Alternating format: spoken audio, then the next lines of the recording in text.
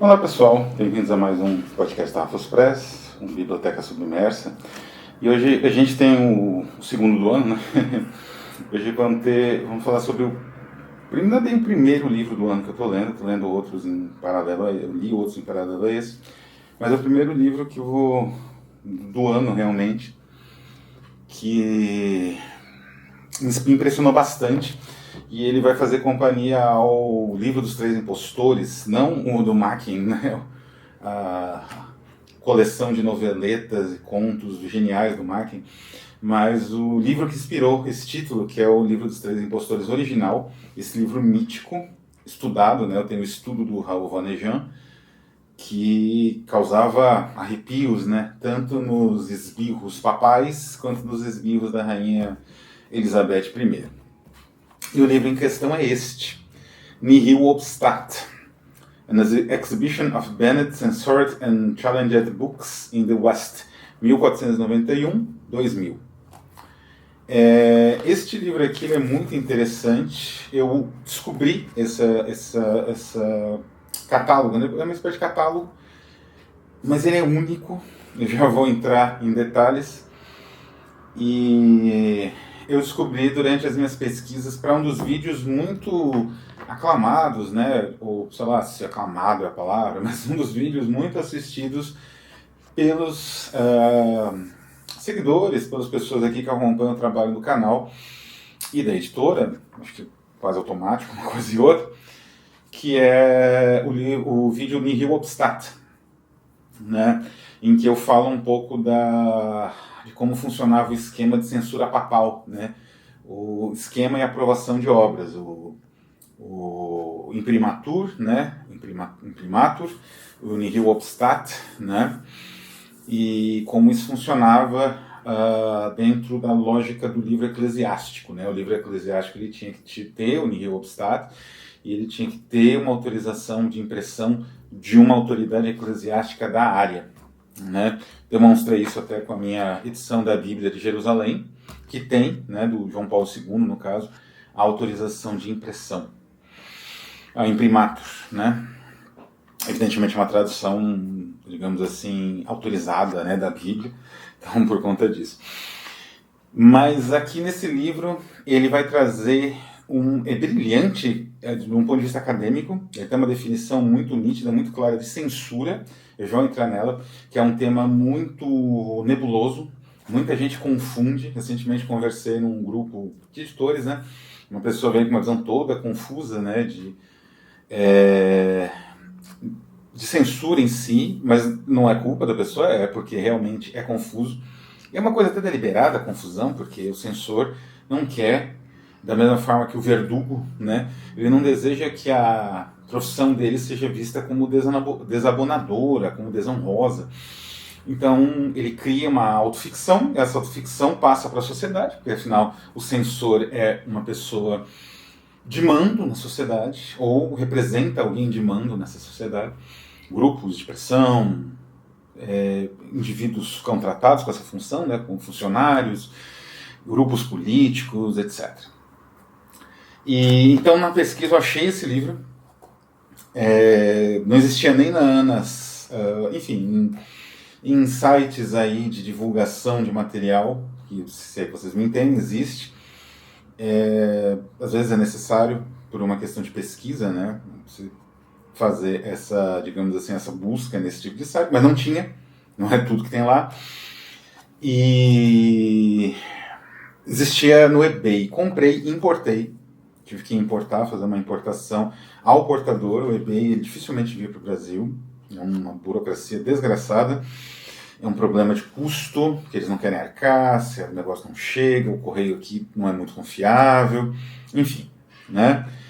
Questões logísticas à parte, acabei com o livro em mãos em dezembro e comecei a leitura e é impressionante. Como eu disse, é uma exposição do material do catálogo, né, da Fisher Harry Book da Universidade de Toronto, que tem um catálogo, aliás, belíssimo. É um catálogo que eu gostaria de pesquisar, né? Tem interessante essas gravuras, né? Essa gravura é muito impressionante, de queima de livros, né? pertence ao Index. Essa gravura aqui é a capa do Index, né? Edição de 1758, né? O Index eu já comentei naquele vídeo passado, quem quiser ver, eu vou deixar o link do Nihil Obstat, né, um hit aqui do canal.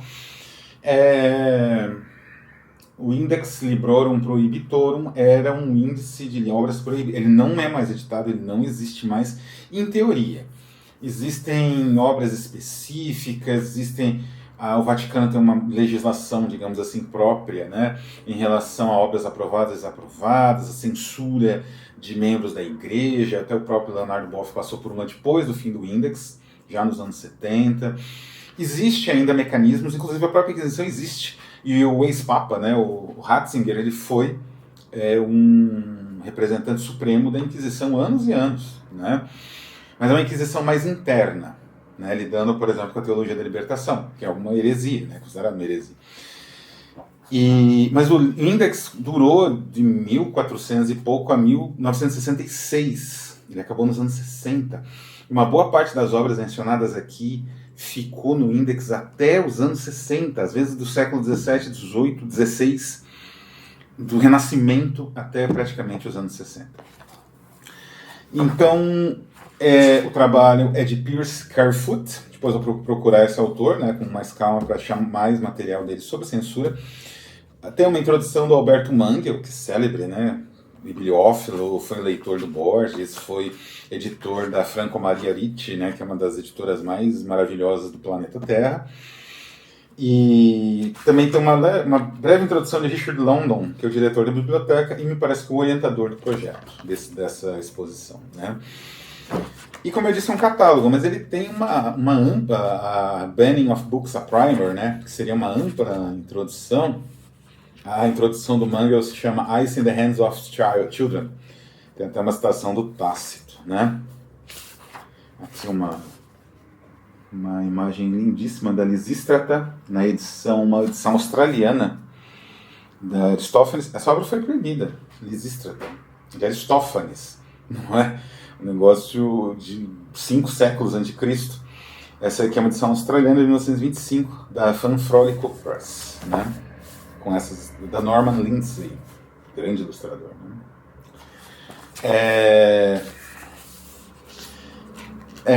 Enfim, ele vai apresentar inicialmente o conceito de censura, e isso é muito interessante, porque a censura, ela costuma ter, como eu disse, uma interpretação um pouco errada, porque quando aplicada àquilo que nós não gostamos, ela parece justa.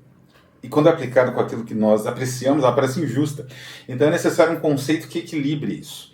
E o conceito dele está nesse sentido, bastante adequado. O que é a censura, né? É você cercear o acesso a uma informação. Aqui, informação eu estou lidando como um primer, né? Existe a censura jornalística. Essa tem um outro caráter. E se aplica a outros parâmetros, embora a estrutura central seja a mesma, né? As outras censuras, a artes plásticas, a cinema, a jornalismo, ela vai obedecer alguns parâmetros um pouco diferentes, né? Ele não vai entrar em nada disso, porque o interesse dele é que eles são livros. Então, é você cercear o direito ao acesso a uma informação input, digamos assim, de uma ampla população, né? Então um grupo específico cerceia o acesso ao livro, ao material impresso, de uma ampla população. Pode ser crianças, podem ser leitores de bibliotecas públicas, tem vários exemplos aqui, pode ser o mundo católico, né? No caso do Index. Então, cercear o acesso à informação e acabou, né? Não é, mas e o Mein Kampf, que está na lista, aliás. E o livro, aquele livro que eu não vou, eu já mencionei de leve, esse livro, não vou novamente falar o título dele, que é a Bíblia do Extremismo, né? O livro lido pelo Breivik, que é aquele terrorista nazista que assassinou crianças numa ilha, num encontro do Partido Socialista na Noruega, inspirou aquele outro terrorista que explodiu uma bomba num prédio público que tinha creche em Oklahoma City. Ele fez o esquema da bomba, era idêntico que esse livro ensina. E esses livros, de fato, esses livros são criminosos, esses livros precisam de um gerenciamento público, o acesso, mas isso é censura, de uma forma ou de outra. Não é? O conceito é aplicável tanto à Enciclopédie Française, que foi proibida em vários países, e pelo Index também, quanto ao Mein Kampf. Mas por quê? Porque é um grupo pequeno de pessoas cerceando o acesso a um grupo maior de um material impresso. Mais um detalhe importante que caracteriza aqui no livro a censura. Esse grupo pequeno raras vezes leu o material impresso. Em geral, a censura é feita a partir só mais ou menos, de uma ideia do livro, de trechos, às vezes apócrifos, às vezes tirados totalmente do contexto, né? E esses grupos utilizam esses fragmentos para poder cercear o acesso ao livro, até porque esses grupos também, de certa forma, eles se proíbem o acesso a esse material. Como eu disse, é diferente da censura ao cinema ou às artes, né? O Hitler fez até uma exposição para demonstrar a degeneração das obras modernas, né, da pintura moderna, não só expressionista, mas abstrata, surrealista, até mesmo um pouco futurista, né? Mas o Goering tinha, sei lá quantos quadros de pintura, até do Picasso, no subterrâneo da casa dele, foi descoberto pelos aliados, né? Que ele surrupiou, né, literalmente. Então, isso é possível na censura às artes, mas na censura ao livro não. Em geral, o censor também não leu o que ele está censurando. Então, isso também é essencial nesse aspecto. Então, aqui a gente tem um conceito bastante sólido, né, bastante robusto de censura, que é simplesmente um grupo pequeno de pessoas que não leram o livro, proibindo que esse livro seja acessível às outras pessoas. Não importa o motivo, podem ser motivos justos, como é no caso do Mein Kampf, ou desse livro inspirador de terroristas neonazistas, mas pode ser motivos injustos, como é o caso, sei lá, da Lisístrata nos anos 20, ou do Joyce, né, do Ulisses, que foi queimado em praça pública, não é? Ou da Ética, do Spinoza, por aí vai, né? Um outro fator importante que ele destaca na configuração, na definição de censura, é um ideário. O censor, ele tem um ideário de que o paternalismo, ele é um ideário paternalista, né? De que essa atitude paternalista dele poupa, digamos assim, salva a sociedade de uma forma ou de outra, né? Então, se for religioso, isso que eu fiz foi para poupar, para salvar a sociedade XPTO do acesso a obras que são pecaminosas, né? E por aí vai, né?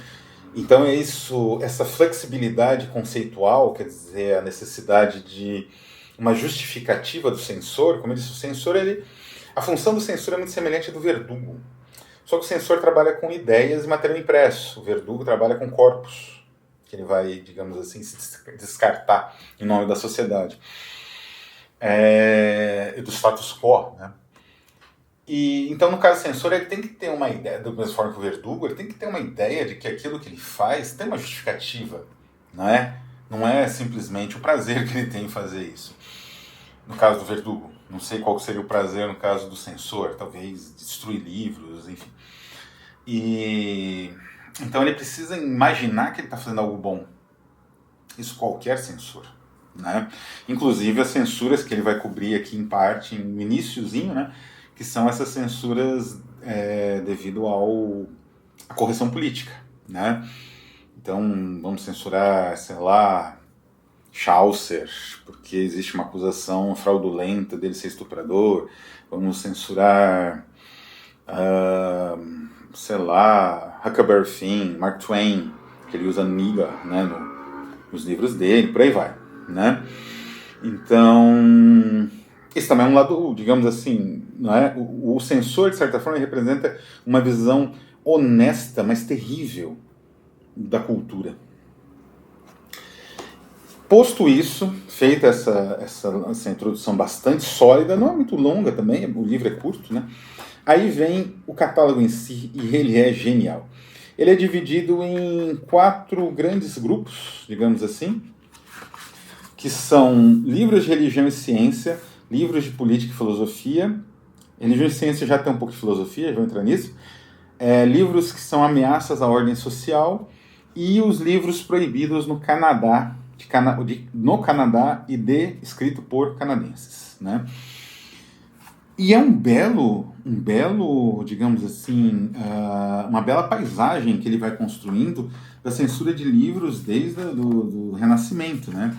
Então você vai ter, por exemplo, no caso de livros de religião e ciência, e ele fala que ele deliberadamente colocou os dois, porque os dois são dependentes, de certa forma, de uma teorização que ele joga com crenças, não é? Até hoje é assim.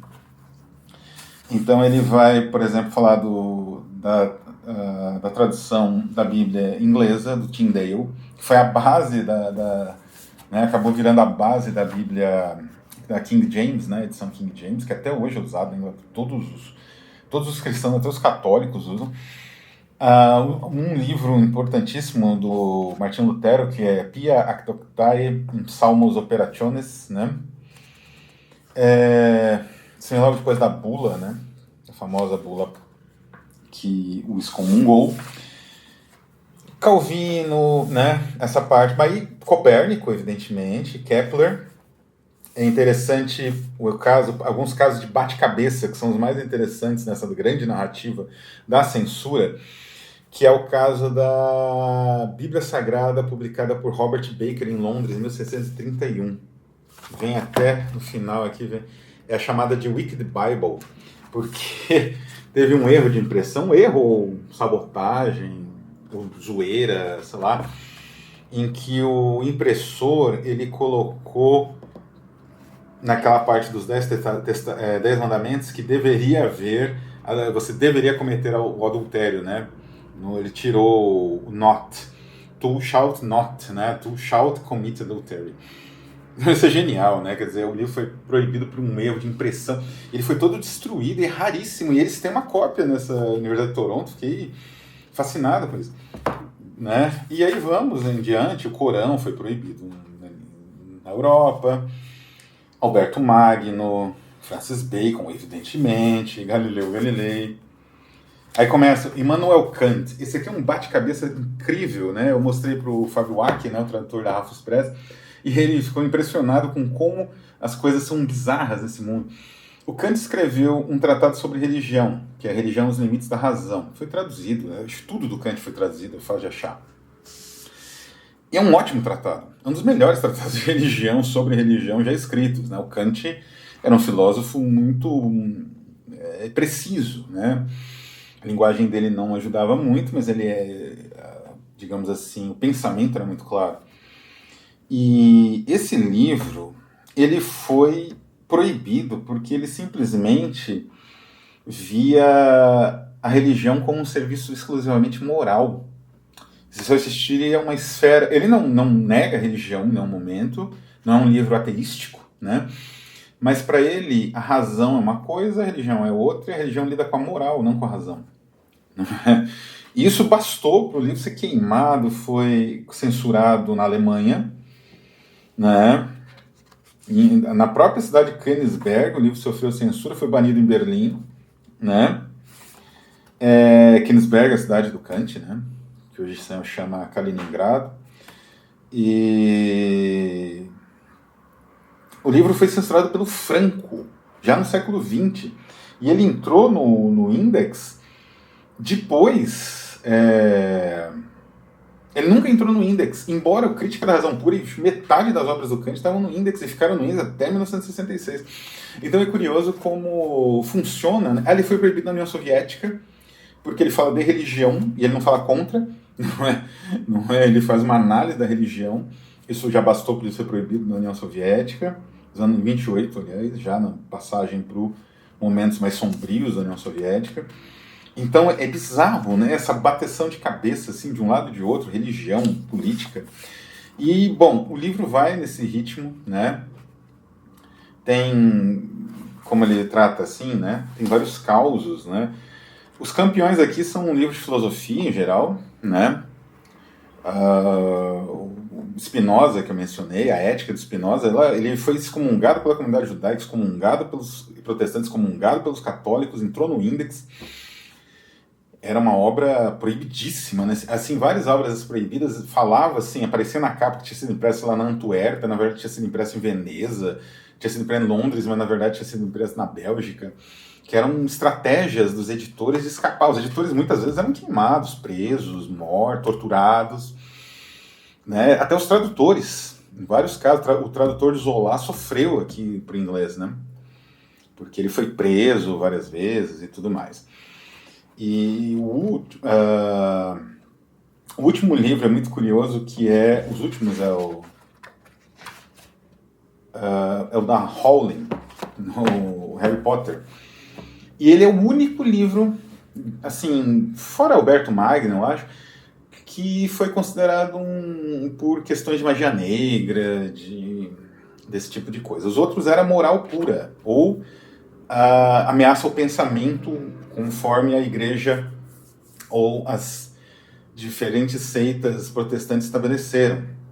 Por exemplo, um pensador que você jamais imaginaria ser censurado, que é o que escreveu Leviatã, né?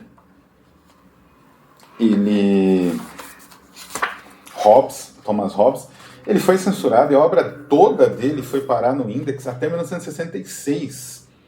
Maquiavel também, né? O Maquiavel, aliás, foi queimado, o Maquiavel e até o manuscrito depois vai falar aqui do Decameron, ai meu Deus, minha memória está terrível.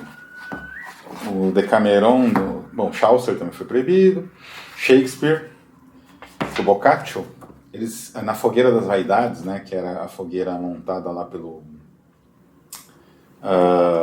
Savonarola, ele queimou os manuscritos do Boccaccio, tamanho o ódio invocado diante da ideia de liberação sexual, né? Essa ideia é terrível também, né? Humor baixo, né? Na Fogueira das Vaidades, 1497. Então é um livro sensacional, ele representa aquela coisa assim, que pena que não fui eu que editei, né? Mas quem sabe no futuro a gente não venha a editar uma nova versão, uma tradução, tendo contato com o autor. Mas é esse tipo de livro que faz você pensar enquanto os livros e as ideias são importantes, enquanto isso é subversivo para as pessoas que estão no poder e querem manter o poder, as coisas como estão, não é? Como um livro, um tratado de filosofia como A Crítica da Razão Pura, não é? Que é quase de epistemologia, né? Ou os livros do Hume, ou do Mills, né? Ou do próprio, ou do Descartes. Como esses livros pressionaram a necessidade de serem queimados em praça pública, tamanha a subversão do pensamento, que é muito mais importante que tudo, na verdade, né? E é a lembrança, né, de como é valioso o livro, né? Ele é valioso porque ele subverte a sociedade. Por mais que ele esteja tratando de um tema como metafísica, ou ontologia, ou epistemologia, ou uma trama sensível, simples, ele subverte a sociedade porque ele faz a sociedade, digamos assim, o indivíduo, o leitor, especialmente, e a comunidade dos leitores, pensarem além das limitações que foram impostas, não é? Por isso o livro é subversivo, por isso o livro precisa ser cerceado, precisa ser queimado, e vai ter sempre um grupo que vai escolher por você, não é? Em seu nome, quais livros você deve ler para não ser contaminado por perigosas ideias de liberdade ou de igualdade. O livro, na verdade, ele coloca a realidade de pernas para o ar, deixa tudo em completa desordem, e esse é o medo, sempre vai ser dos poderosos. É isso aí, estou ficando por aqui, um abraço a todos e até a próxima.